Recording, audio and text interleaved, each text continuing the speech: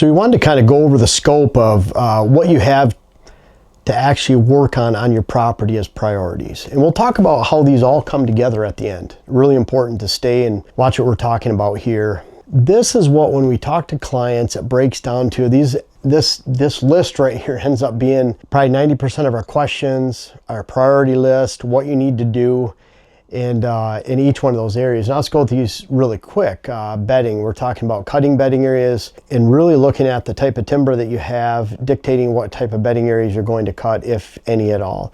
Timber work can go into that too, but really your bedding areas, you're removing canopy to get sunlight to the ground, and you're making it thick enough to hide deer, but not so thick that deer can't move through it. And that's really critical to understand that. A lot of times we'll take 30 acres of timber and you might be making some type of cutting every 50 to 75 yards. That could range in anywhere from 1/8 of an acre, depending on how high the canopy is, meaning the lower it is, you can get away with less cutting or less size. And it could be 3 acres of cutting, 2 acres of cutting. Out here we have probably 40 different cuttings, and they could range from 2 acres to 1/8 of an acre here in Minnesota. And they're scattered throughout the property, but really important. Travel corridors, another thing. Once you get everything together, we're linking these, and this is food, this is bedding. Let's create a travel corridor in between. That could involve cutting, could involve mowing and switchgrass, CRP, mowing down tag alder, but it's one of those features where we're trying to put everything together. Frost seeding. Frost seeding is awesome. You could actually do that now, but anytime through March, we're frost seeding switchgrass. You can frost seed clover to fill in locations too, but we're really focusing on switchgrass. And then pollinator. I love actually frost seeding pollinator in the fall. That's when you need to frost seed, so it has plenty of time to stratify and open up that seed throughout the winter time, and then it's viable in the springtime. Stand locations. Really, it's that time where you're going in and flagging stand location. That's the first thing you're doing, especially like that when the leaves are down.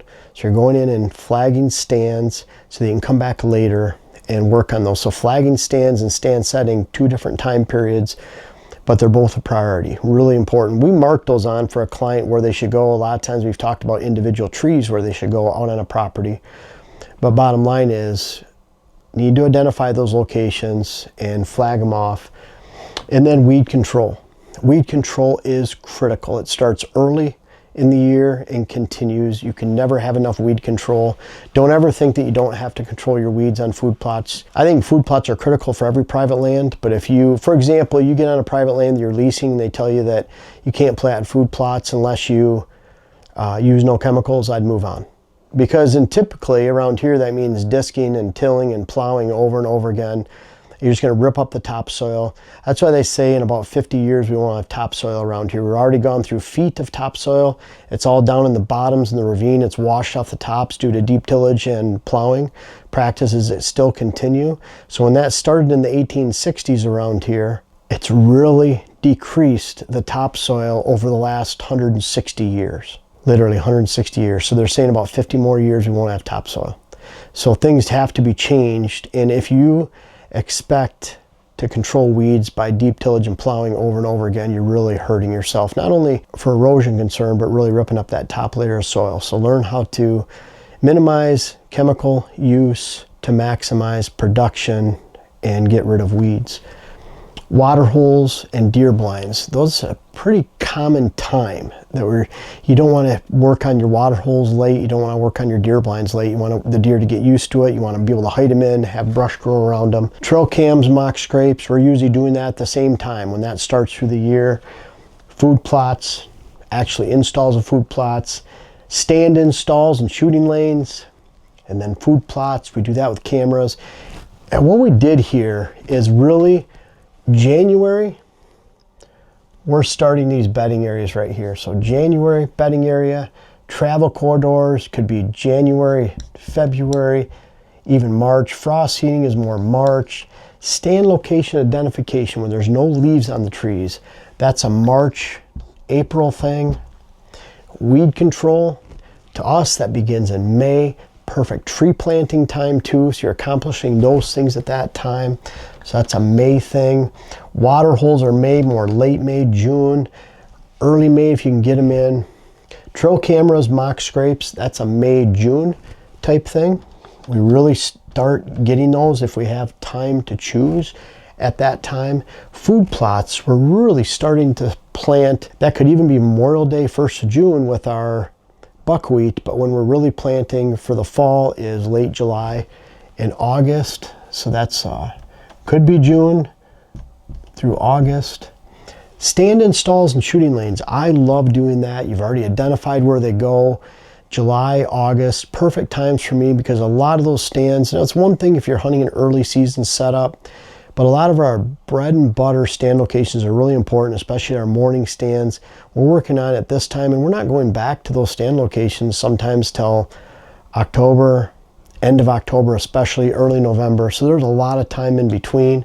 That typically takes place in July and August when it's super hot and buggy and leaves on the trees, unfortunately.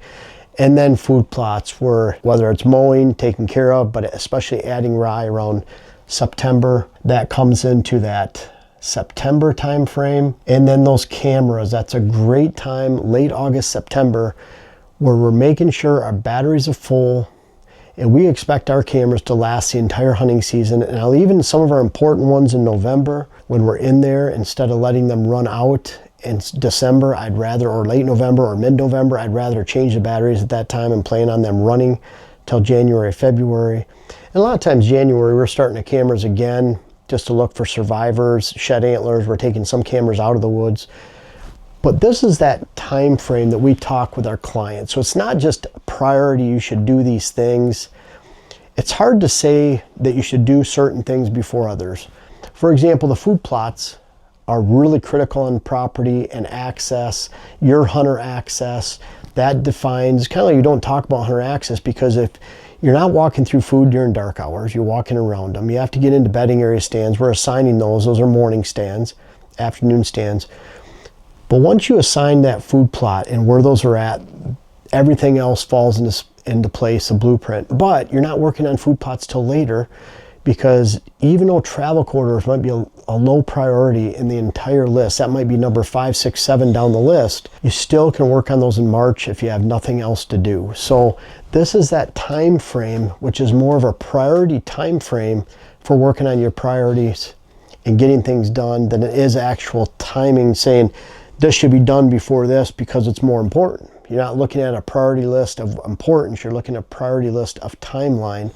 And for the entire year of habitat, when we're looking at those main tried and true bread and butter priorities you need on a parcel, look at the timeline in order of when you can get them done. And what's cool about that is you can find every month there's something to do. And we of course expand on that greatly with our monthly deer chores and everything that has to do with habitat and hunting. But really when it boils down to the nuts and bolts of your property, this is what we're looking at.